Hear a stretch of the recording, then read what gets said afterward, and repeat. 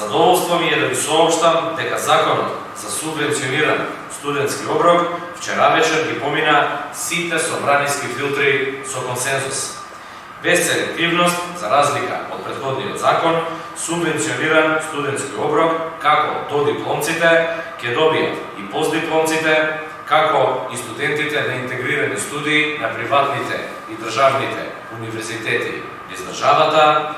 Субвенциониран студентски оброк ќе може да добијат и оние студенти кои се регистрирани како индивидуални земјоделци, како и оние кои се во работен однос до минимална плата.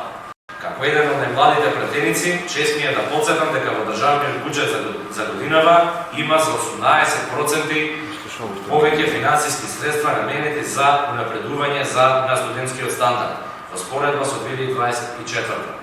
Вкупно 30 милиони евра. Студенти преку набавка на електронски уреди, како и финансиска поддршка за основање на бизниси. Преку многобројни директни, но и индиректни мерки, правиме големи чекори напред кон подобар квалитет на живот за секој еден млад човек. Благодарам.